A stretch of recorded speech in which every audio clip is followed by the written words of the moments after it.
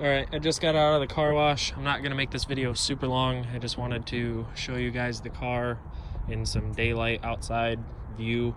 And also wanted to update the video and let you guys get some different angles and stuff. Steven Stroud has done a wonderful job building this car. Quality work, top brand parts are in the car. There's nothing wrong with it at all. There's no smells, there's no burning, there's no slipping, there's no noises, nothing. Cosmetically, it could use some work if you're into getting a show car or anything like that, because it does have dents and scratches. The two front and the front and rear bumper, the two bumpers definitely could use changed. As you can see, it's got paint missing on the front, which it's like $150 for a front bumper, and I think 120 for the rear or something like that. And then I was going to do a new trunk as well because it does have some paint missing on the spoiler.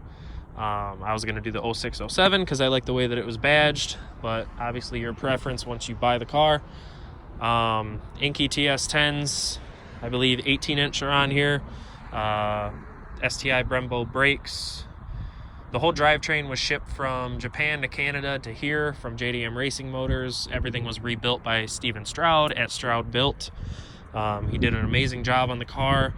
I'll show you the engine bay and the interior. So as far as the interior, since we're here, JDM version 9 STi leather suede seats that are very rare and they feel comfortable. They fit you a lot nicer than the USDM STi seats. STi steering wheel, STi cluster, boost, oil pressure and oil temp gauges, air to fuel gauge as well as the AEM, STi shifter bezel, JDM Forester STi 6-speed transmission, which is a fancy term for 07 STi transmission basically. Flex fuel sensor in here as well. The car is on flex, and on E85 it pushes around 28 psi at 507 all-wheel horsepower, which is what she dynoed at, and then 15 to 17 psi on 93 octane. A lot of custom fab work. Don't mind the intercooler piping. My dad and I, because we're welders, we had to throw that together for a car show that was due in 2 days, so we didn't have a lot of time and we had to do it out of the garage, get it done. Otherwise it would be a lot nicer if we could take our time to do it. A lot of custom work on here. Other than that, like the relocation kit was custom that we did. It's a stainless band that's relocating the antifreeze reservoir. AOS system is another custom bracket there that's integrated into the stout mount. Another custom bracket that's for the rerouting the belt with no AC. Car does not have AC, but it does have scorching hot heat. Carbon fiber hood, weighs literally half a pound. We had to modify that as well. As you know, if you do anything with a front-facing manifold, you must cut a hole or a slit or a slot in the hood. IAG fuel rails, injector dynamics, I believe those are 1700 cc. I'd have to look at the list again.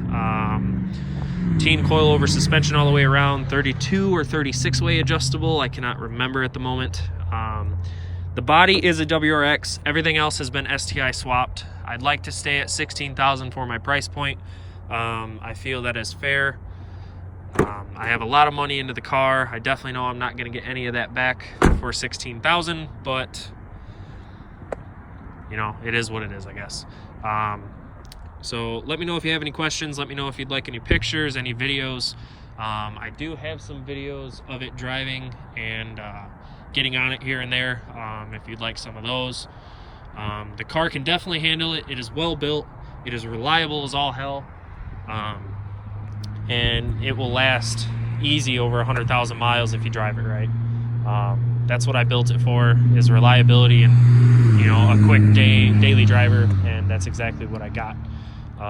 It's being stored for the winter right now. Like I said, I bring it out once in a while to wash it on a nice day like this, and then it sits in the garage. I've had a few people look at it, and I've had a lot of messages asking why people are turned away from the car.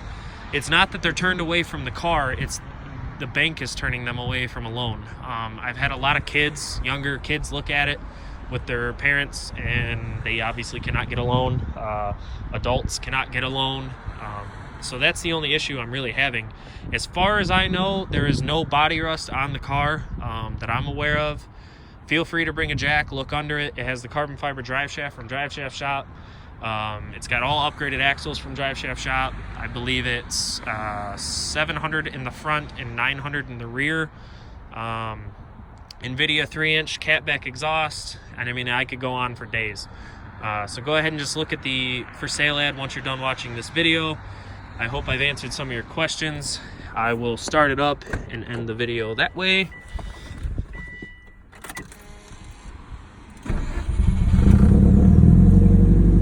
It also has JDM Kelford 282 cams in here, which lope really nice when it's cold. But since it has the active ABCS, it does not lope at normal idle, as you can tell once it's warm. Idle's a little lean. I believe there may be a tiny exhaust leak somewhere, or possibly a vacuum leak. I don't think it's a vacuum leak because the vacuum is looking good. So I think it's an exhaust leak. I talked to Graham, and that's what his recommendation was there's a tiny pinhole somewhere in the exhaust. Other than that, the car is great, has no issues whatsoever, drives perfect every day, and this is a perfect daily driver, track car, race car, whatever you want to do with it, it'll do it. If you want more power, I believe it's definitely 600 wheel horsepower capable. If you just upgrade the turbo, fuel injectors, and fuel pump, you're good to go. Let me know if you have any questions. Let me know if you want any pictures, video of anything else.